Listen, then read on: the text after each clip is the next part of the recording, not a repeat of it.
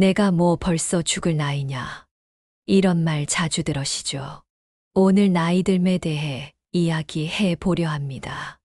많은 분들이 이렇게 말씀하시지만 오늘은 조용히 한 가지 진실을 나눠보려 합니다. 75세, 바로 그 나이부터 우리 몸이 갑자기 무너지기 시작합니다. 그런데 더 중요한 사실은 이게 단순히 나이 때문만이 아니라는 겁니다. 병 때문도 아니고 돈 때문도 아닙니다.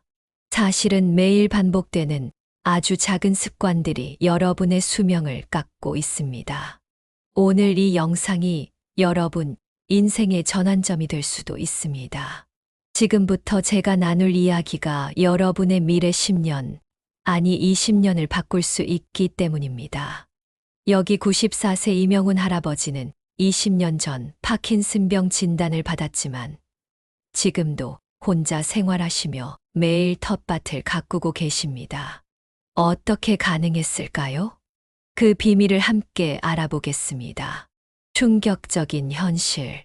보건복지부 자료에 따르면 우리나라 75세 이상 노인 7명 중 1명은 자신도 모르게 건강을 망치는 습관을 매일 반복한다고 합니다. 더 무서운 건 이 습관들이 쌓이면 추후 간병비가 20억 원까지 불어날 수 있다는 점입니다. 실제 노인장기 요양보험 통계를 보니 치매나 파킨슨병으로 오랜 기간 간병이 필요한 경우 치료비와 간병비가 억 단위를 훌쩍 넘는 일이 상당히 많았습니다. 잠시 생각해 보세요. 우리가 평생 모은 재산이 병원비로 사라지는 모습을, 그리고 사랑하는 가족들에게 짐이 되는 모습을. 하지만 믿기지 않으실 수도 있지만 이 습관 몇 가지만 바꿔도 우리는 휠체어 없이, 약 없이, 병원에 자주 가지 않고도 100세까지 씩씩하게 걷고 맑게 기억할 수 있습니다. 오늘 영상에서는 파킨슨병을 이겨낸 94세 이명훈 어르신 사례와 함께 서울대학병원 노년내과 정의원 교수님의 조언을 더해서 75세 이후 꼭 바꿔야 할 5가지 습관을 알려드리겠습니다. 아직 늦지 않았습니다. 정말로 지금 시작하셔도 앞으로 10년은 더 젊게 건강하게 사실 수 있어요. 5가지 건강 파괴 습관과 해결책. 이제 본격적으로 75세 이후 건강을 무너뜨리는 5가지 습관과 그 해결책을 하나씩 살펴볼까요? 첫 번째, 감각 자극이 없는 일상. 똑같은 집, 똑같은 밥, 똑같은 TV. 이렇게 1년, 2년, 5년쯤 바뀌지 않는 환경에서 지내면 뇌가 점점 잠들어 버립니다. 그 중에서도 특히 후각과 촉각이 중요합니다. 향기를 맡고 무언가를 만지는 자극이 뇌의 기억력과 인지 기능을 유지시켜 주는 스위치 역할을 합니다. 서울대병원에서 진행한 연구 결과에 따르면 다양한 감각 자극을 주기적으로 받는 어르신들은 그렇지 않은 어르신들에 비해 치매가 진행되는 속도가 3배 이상 느린 것으로 확인됐다고 합니다. 최신 연구에 따르면 다양한 감각 자극은 해마와 전두엽 사이의 신경 연결을 강화해 기억 형성과 인지, 기능 유지에 결정적인 역할을 한다고 합니다. 해결책. 첫째, 향기 일기 쓰기. 빵 굽는 냄새나 허브, 비누, 꽃 등 일상 속에서 맡는 냄새를 간단하게 적어보는 거예요. 오늘 아침 동네 빵집을 지나는데 바삭한 빵 냄새가 참 고소했다. 이 정도로도 충분합니다. 둘째, 다른 장소 가보기. 매일 걷던 길 대신 한 블록 옆 골목으로 가도 좋고 버스로 몇 정거장 더 가서 새로운 풍경을 보시는 것도 좋습니다. 셋째, 다양한 음악 듣기. 요즘 젊은 사람들 노래를 들어보면 가사가 빠르고 리듬이 생소하죠. 그 낯선 자극 자체가 뇌를 깨우는 작용을 합니다. 또 반대로 내가 젊었을 때 즐겨 들었던 음악도 과거 기억을 끄집어내 우울감을 완화하고 뇌 연결망을 활성화합니다. 두 번째, 새로운 목표 없는 살. 어르신들은 흔히 이 나이에 뭘 또 새로 하냐라고 말하죠. 그런데 뇌는 목표가 없으면 죽은 거다라고 인식합니다. 실제로 파킨슨 진단을 받고 큰 우울감을 겪던 94세 이명훈 어르신도 손자 결혼식에서 노래 부르기라는 작은 목표가 생기면서 삶이 확 바뀌었다고 합니다. 매일 15분씩 노래를 연습하면서 도파민 분비가 조금씩 늘었고 운동 효과도 생겨 파킨슨 증상이 눈에 띄게 완화됐어요. 뇌과학자들의 공통된 의견은 전두엽이 새로운 과제와 목표를 인식하는 순간 집중력과 학습력이 살아난다는 겁니다. 최근 발표된 뇌과학 연구에 따르면 새로운 목표를 설정할 때마다 뇌에서는 도파민과 세로토닌이 분비되어 기분을 좋게 하고 뇌세포 간 연결을 강화한다고 합니다. 해결책. 큰 목표가 아니어도 괜찮습니다. 노래 한 곡 제대로 외우기, 시장 근처 안 가본 가게 가보기, 손자에게 편지 한 장 써보기. 이런 작은 목표라도 뇌에는 어마어마한 활력소입니다. 이명훈 어르신은 하루에 하나씩 자그마한 목표를 정합니다. 오늘은 옛날 노래 한 소절을 다시 연습해 보겠어. 내일은 새 반찬 하나 만들어 보겠어. 그 목표가 작아도 뇌에겐 커다란 활력소입니다. 세 번째, 단백질 부족 식사. 나이가 들면 육류나 단백질 음식을 잘 안 찾게 되죠. 하지만 75세 이후에는 오히려 단백질이 더더욱 중요합니다. 국내 한 노인병 전문 연구에서 단백질 섭취량이 일일 권장량에 한참 못 미치는 노인들은 6개월 안에 낙상 위험이 65%나 증가한다는 통계도 있습니다. 근육이 빠르게 줄어들어 작은 충격에도 골절 위험이 매우 높아지는 거죠. 최근 미국 노아학회지에 실린 연구에 따르면 75세 이상 노인은 젊은 사람보다 2035% 더 많은 단백질이 필요하다고 합니다. 나이가 들수록 단백질 흡수율이 떨어지기 때문이죠. 해결책. 식탁을 조금 바꿔보세요. 아침엔 계란 2개나 두부 한 모, 점심엔 닭가슴살이나 생선을 소량이라도 챙겨 드시고, 저녁엔 콩반찬이나 단백질 음료를 추가해 보세요. 고기를 먹기 힘드시다면 잘게 잘라 꼭꼭 씹어서 조금씩이라도 드시면 됩니다. 이명훈 어르신은 고기는 약이다라는 말씀을 자주 하신다고 합니다. 흰쌀밥만 먹지 않고 단백질을 꼭 챙깁니다. 두부, 닭가슴살, 생선, 계란, 고기 등을 조금씩이라도 각 끼니에 나누어 드시는 거죠. 네 번째, 하루 종일 앉아있는 생활. 많은 어르신들이 몸이 아프니 가만히 있어야지라고 생각하시죠.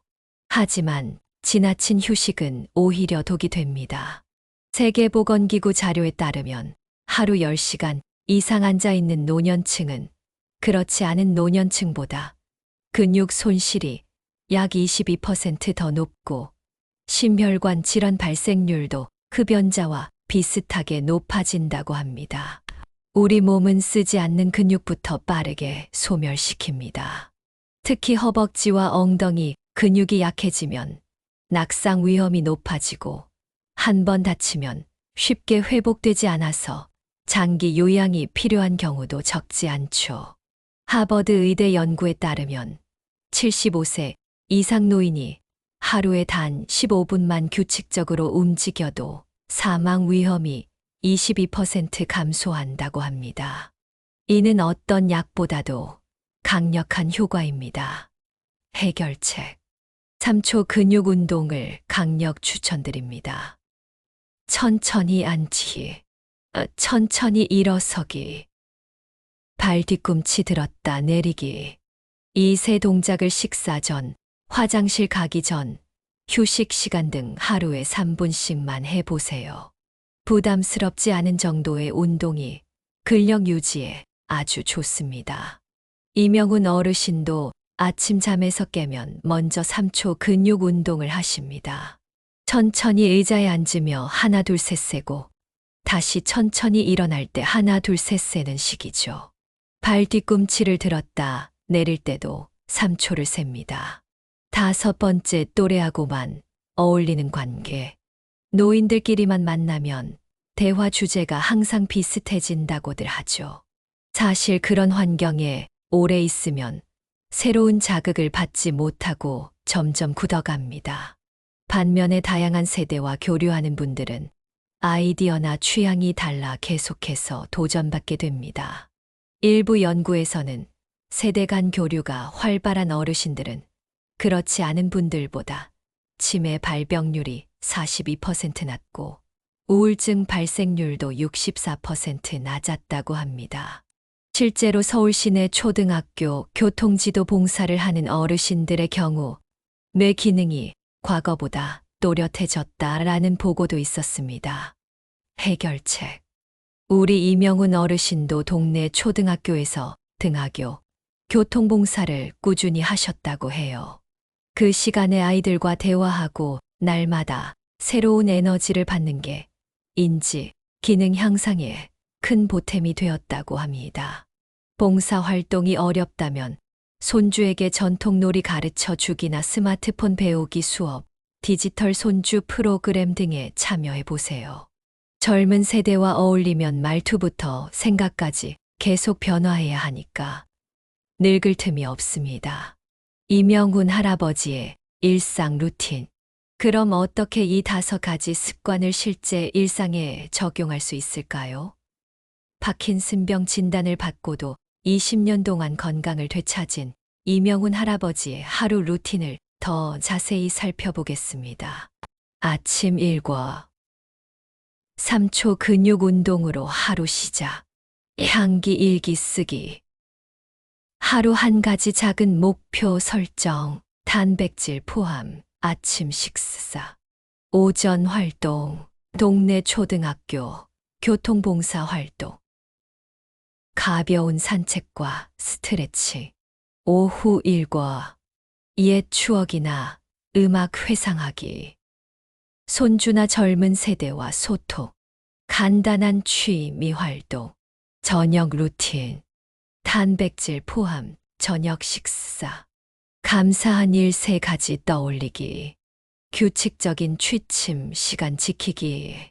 실제로 이명훈 어르신은 저성장 루틴이라는 개념을 실천하신다고 합니다.